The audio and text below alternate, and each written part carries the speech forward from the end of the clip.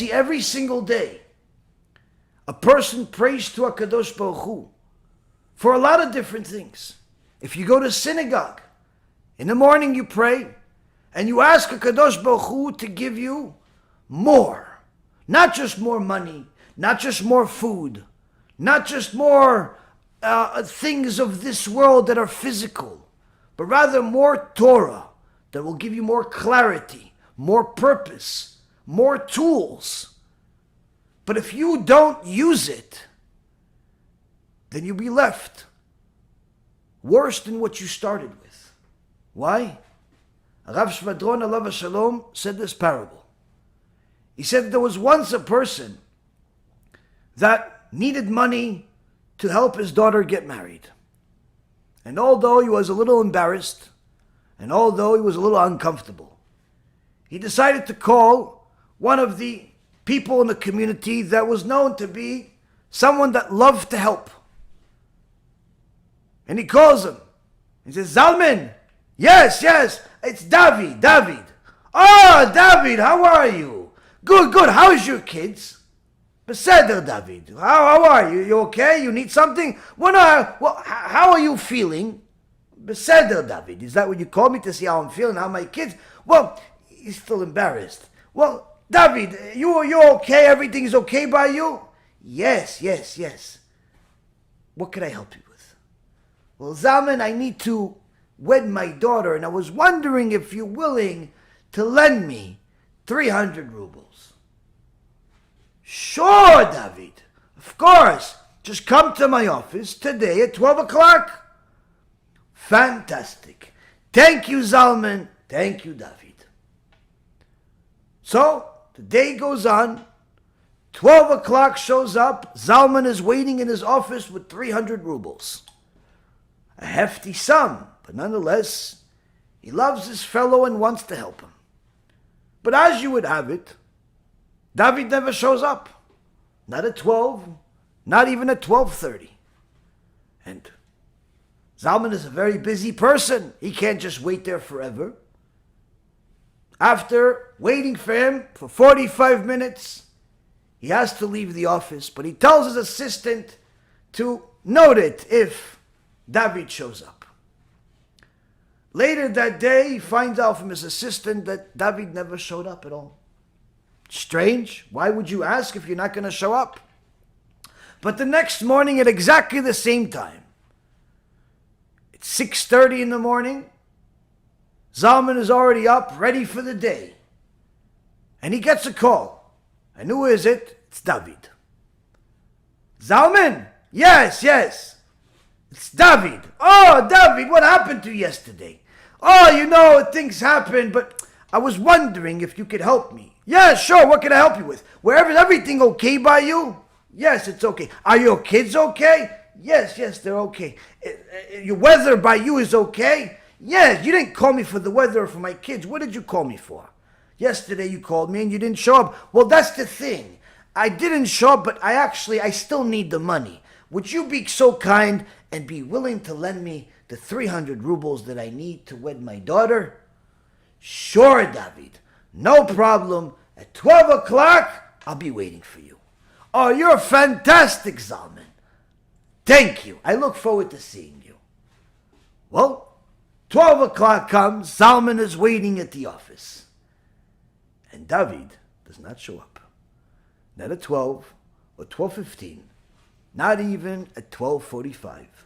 Zalman is a busy person and has to go. And later finds out from the assistant that David did not even show up. This story just continues to get stranger. The third day comes at exactly the same time. David calls Zalman. Zalman! Zalman is not exactly so happy to hear David. Yes, David. How can I help you? How are you? Is everything okay? Everything is okay except that you keep standing me up and you tell me to wait in my office to help you and you don't show up. Everything other than that is okay. Oh, would you be so kind to help me? With what? I need the 300 rubles. David, are you sure you need them? Yes. I'll see you today at 12. 12 o'clock comes, and David doesn't show up. Not at 12, not even at 12:30 or 12:45. 3 days in a row, David asks for a loan, and Zalman says, sure. By the 4th day, Zalman is not exactly ecstatic to hear from David. When his phone rings early in the morning, Zalman, what, David? Are you crazy? Are you out of your mind? Are you just playing a joke on me? No, are you okay? Okay? You're driving me crazy. You keep asking me to help you. Rav Shvadron says, that's us. You're laughing, you're crying, but that's us. Every day, every morning, a Jew wakes up and says to HaKadosh Baruch Hu, thank you for giving me another opportunity because you have emunah in me. That today I will do tshuva. And later on you pray. You pray to HaKadosh Baruch Hu asking him for everything. And one of those great things that you ask him for, that Hashem is waiting to hear from you, is give me some more Torah. Give me some more Torah because I need more ways to know how to serve you better. Give me more Torah so I know how to live a better life. Give me more Torah so I can make sure that my fellow is a king over me rather than me being a king over him. Give me more Torah so I have more purpose. Give me more Torah so I have a life.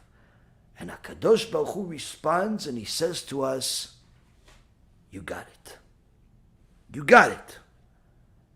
But then the prayer is done. We put away our tefillin and we run out of the synagogue. Never had a chance to open the book.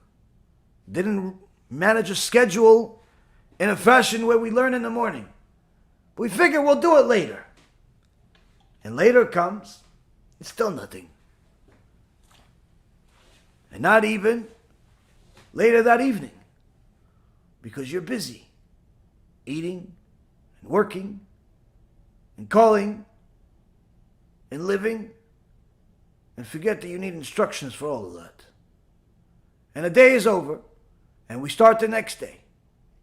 HaKadosh Baruch Hu, are you okay? You know I love you, right? You know you're everything. Can you give me some more Torah? So I know how to serve you better? So I know what the purpose of life is? Can you give me some more Torah so I have more clarity and therefore I'm never, ever, ever again anxious about anything? Can you give me some more Torah so I know the purpose of life and never ever question why I'm here? Can you give me some more Torah so all of these crazy thoughts of suicide and depression and all types of things are never ever something that I have in my mind? Can you give me some more Torah so I can help other people and my kids and the neighbors and all these strange people? And Hashem says, sure, I'll see you later today, waiting for you. As much Torah as you want.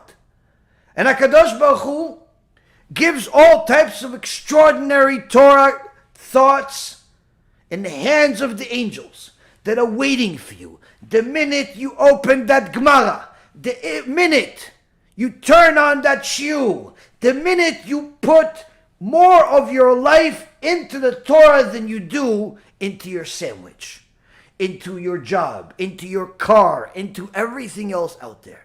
And those angels are waiting and waiting. But as soon as the prayer is finished, the guy is out of the office, listening to sports on the way, listening to news, thinking about everything but HaKadosh Baruch Hu. Because he figures, later on in my break, I'll listen to something, I'll read something. But later on comes, and the Yetzirah comes with it. And all of a sudden, dinner time comes. And dinner time, I'm hungry. So, there's no time to learn then. So, he eats. And then after that, you have to spend some time with the kids and the wife. And before you know it, too tired. And the day is over. And the third day, HaKadosh Baruch Hu, you know I love you, right? You okay, Hashem? You okay? Everything's okay by you? Am Yisrael is okay? Well, listen, God, I need a favor. That Torah you gave at Mount Sinai, I don't know all of it. In fact, most of it I don't know. Can you give it to me so I don't have any more anxiety, so I have more blessings in my business, so my wife doesn't argue with me constantly because I'm not talking to her the right way and she's not talking to me the right way, and my kids stop having doubts about if there's a God so I can answer them. So you can give me all of those different things. You have it in that Torah, right? So can you give it to me today? HaKadosh Baruch Hu says, of course, my son. I have been waiting for you for 3,333 years. Today, you're going to get it. And the prayer is finished. And the guy's out the door. Looking forward to being in traffic. Looking forward to being at a job. Looking forward to being in the world to acquire stuff. Forgetting there's instructions to do all of that. Forgetting everything he asked for.